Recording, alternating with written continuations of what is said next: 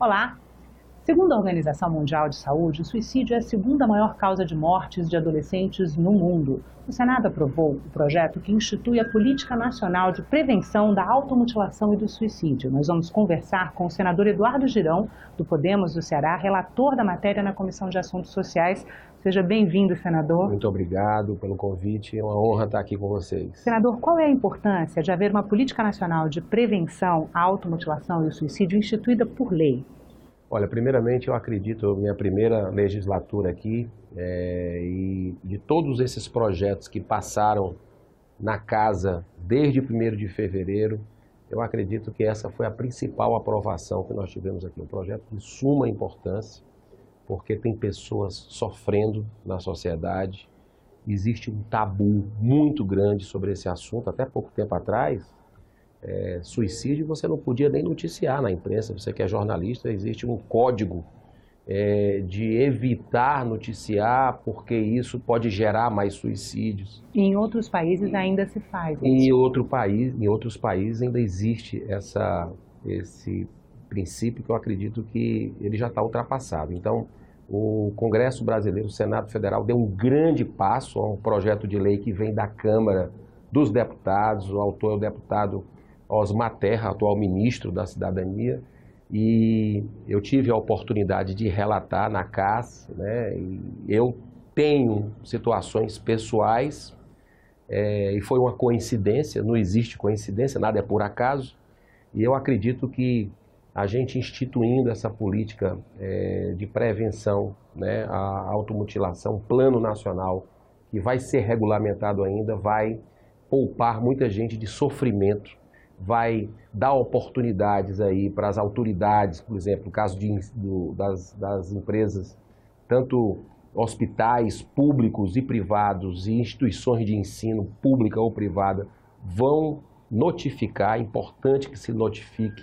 A Política Nacional prevê a notificação obrigatória de casos de automutilação e tentativas de suicídio? Não apenas a notificação, mas o treinamento, né, da equipe técnica, tanto dos hospitais como também das instituições de ensino, para que se possa dar um atendimento adequado, informar as autoridades, para que se possa desenvolver um trabalho assim, de prevenção lá na ponta com as pessoas. Não é um trabalho fácil, né, senador? Porque é um processo de sensibilização. Como identificar numa criança, num adolescente?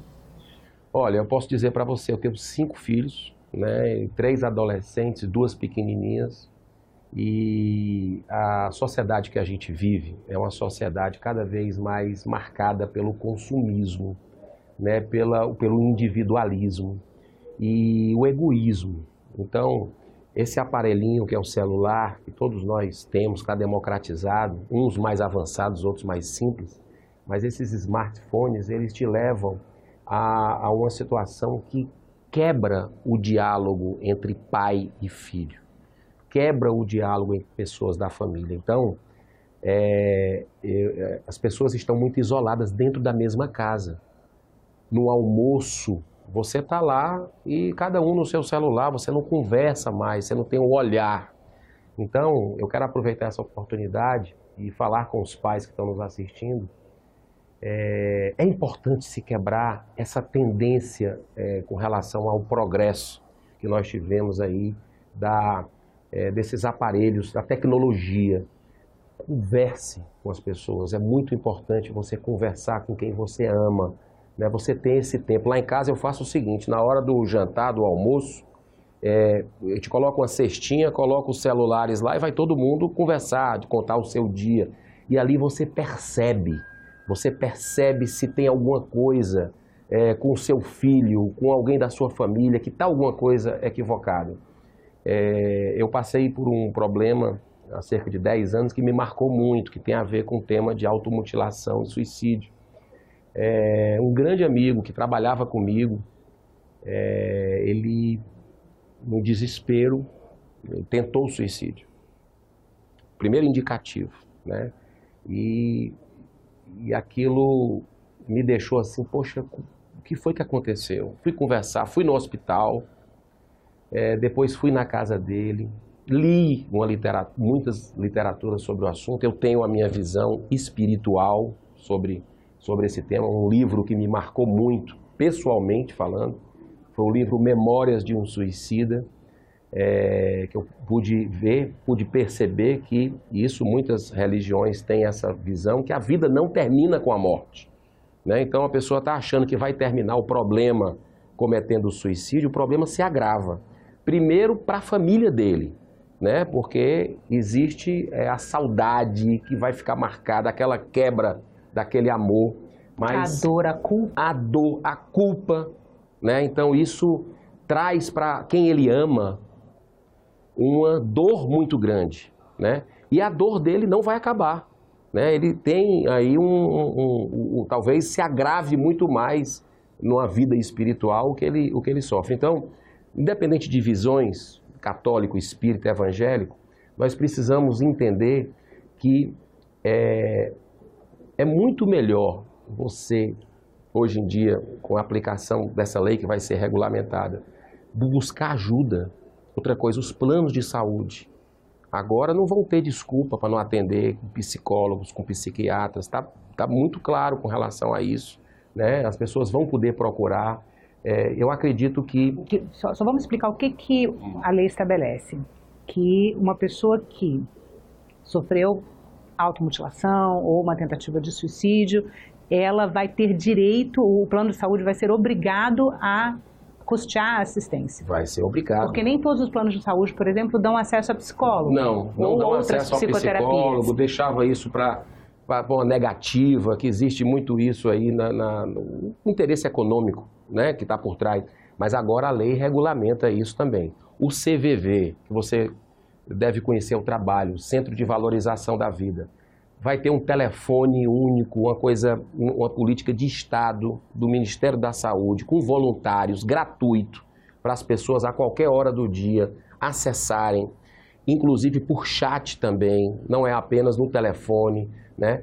Presencial. Que ainda não está em todos os estados, que né, ainda senador? não está, o CVV mas... ainda são 23 estados. São 23 estados, mas você tem ideia de quantos suicídios, quantos problemas graves que a nossa sociedade vive, que o CVV foi lá, numa palavra amiga, num atendimento fraterno, com acolhimento, que evitou, que deu mais um tempo para a pessoa ver a beleza da vida.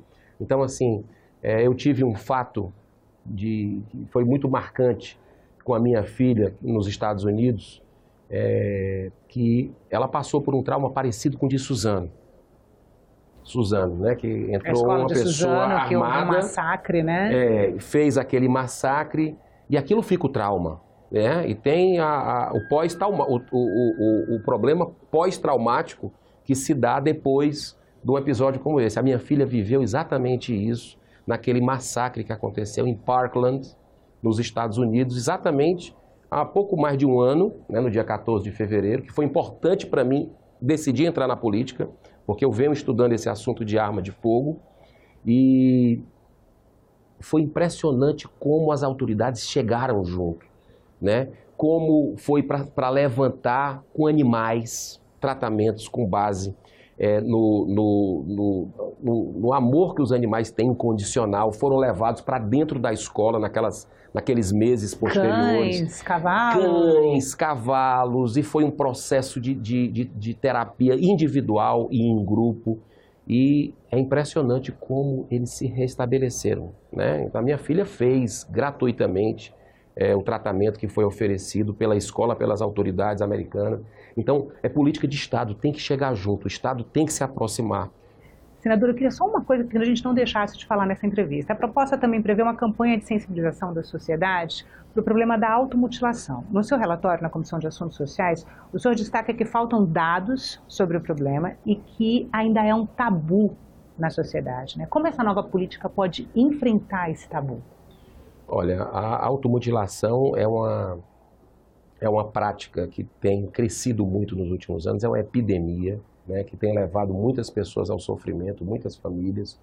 E ela não é apenas você se cortar, é você se morder, é você se asfixiar. Tem os jogos... Bater a cabeça na parede. Bater a cabeça na parede. Tem jogos perigosos que já levaram a vítimas na internet. A internet tem um lado bom, mas tem um lado muito negativo, que é por isso que a gente tem que ver o que é que os nossos filhos estão fazendo naquela hora vaga lá na internet. Então, casos que levam a uma situação o problema emocional que as pessoas vivem, né? Então, assim, existe uma carência muito grande e isso a gente precisa tratar de uma forma aberta. Nós até estamos requisitando na CDH, que eu participo, audiência pública para ouvir mais sobre isso, porque eu acho que quanto mais automutilação e suicídio, quanto mais se fala nesse assunto, eu acho melhor, porque está levando informação, está levando o olhar de quem já passou, testemunhos de pessoas que achavam que a sua vida não tinha mais sentido, né? E que a partir do momento de uma palavra, de um olhar de quem conseguiu superar isso, né, com apoio, com ajuda de instituições, eu acredito que o governo ele vai regulamentar a situação desse tipo. Eu digo para você, eu tive síndrome do pânico.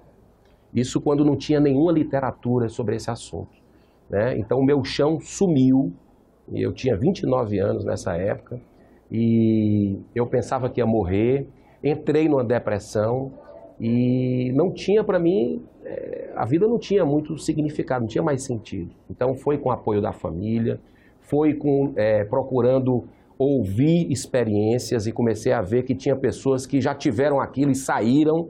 Então a vida começou a ter um outro sentido, eu comecei a repensar, a ressignificar a minha existência.